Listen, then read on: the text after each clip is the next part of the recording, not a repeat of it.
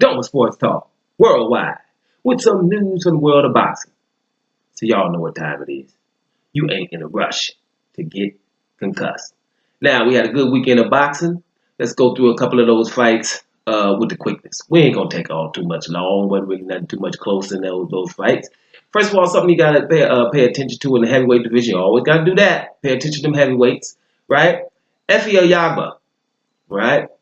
He beat Mansour. That's a fight I didn't see, but I know he beat him in 2 rounds. Made Amir Mansour quit on his stool after 2 rounds. I'm going to go back and check that out. I think you guys need to do that too. Anybody that can make Mansour quit after 2 rounds, somebody got to watch. Just like that guy from Croatia, Herkovic, who stopped him, I think it was a few rounds more. But Filip Herkovic is a great fighter. So let's check out what Ayagba has to offer. I didn't see it. I'll talk to you guys about it if I do see it. But hey, stopping Mansour in 2 rounds is something to pay attention to, right? Let's move on to your boy Maurice Hooker, right? WB, what is he? WBO or WB? Yeah, WBO champ at junior welterweight, right? He had to fight your boy Michael Lepere, right? Got a French name to him. Well, he dominated the fight, won pretty much every round. I didn't see anything close there. You know, it was a stay busy fight. Maurice Hooker, somebody you gotta watch. You know, went over there in England, beat somebody. Who was that over there? Flanagan or Warrington? One of them. I forget which one it was. But he went over there. I think it was Flanagan. Handled his business. You know, had another fight in his hometown. Get your boy Saucedo, I think it was. Right, this is just off the top. I didn't go look at none of this stuff. I mean, the guy deserves a fight, stay busy fight. Then he's going to get back in the mix against the best of what the junior welterweights have to offer. He was able to walk this guy down the whole fight. Guy didn't really, he was a southpaw, but really didn't have punching power. So Hooker was basically walking him down, dropped him with a body shot, and dominated the fight. Boom. So there you go with your WBO champ. And now Hooker's starting to believe in it that he can unify this division. So be careful with him. Now moving on to somebody else's supporting them light heavyweights. Fight I was kind of like, you know, kind of waiting for. Didn't say nothing, but kind of waiting for it. Now that's Dmitry Bivol, right? We know we got to watch him. Eastern European cat, right? Still undefeated, 15-0, 11 KOs against your boy Joe Smith. You know, and I'd be going for Joe Smith. Joe Smith is American. You know, he got, you know, those other jobs working and boxing at the same time, you know. So we kind of like him. You know, and I got my other reasons why I'm hoping Joe Smith does good. Let me just speak straight up. We don't have, you know, a white American champ.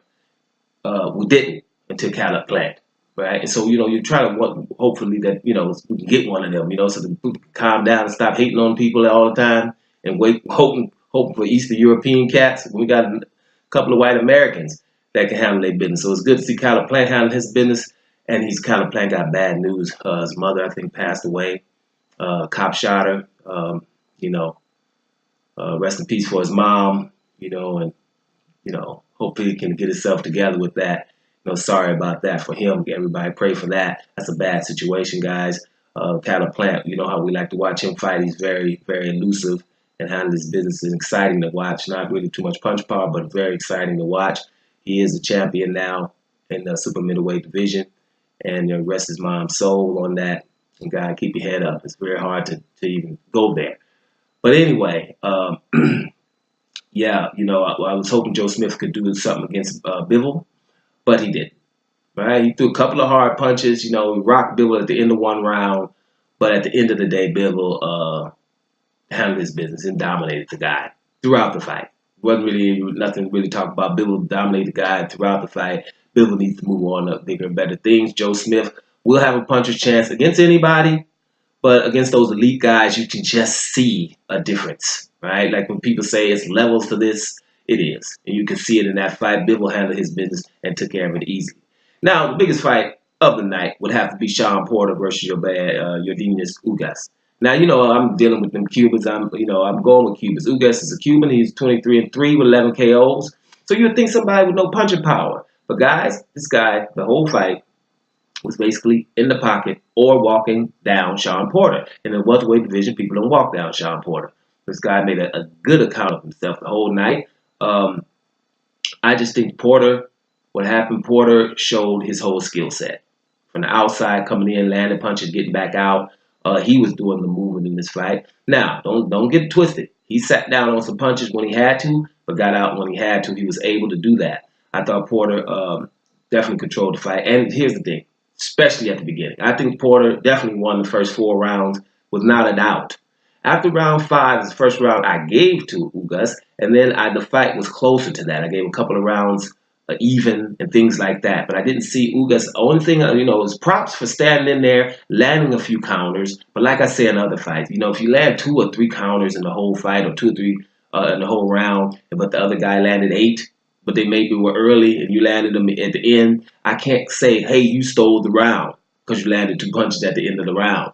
It's 8-2 for me. All right. So, I've said that about other fights, and I have to be consistent.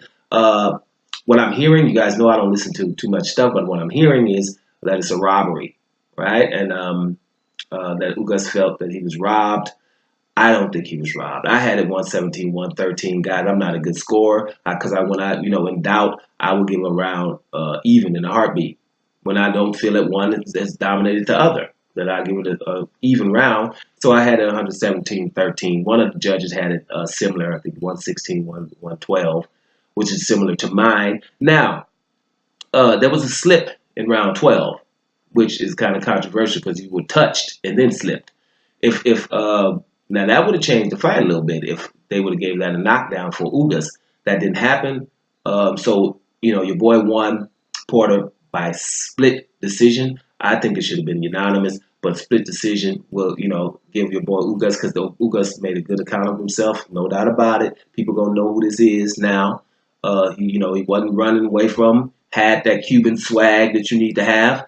All those good things. I just don't think he really won the fight. He was aggressive in the fight, most of the fight, but like I said, you can be aggressive to getting your butt whooped.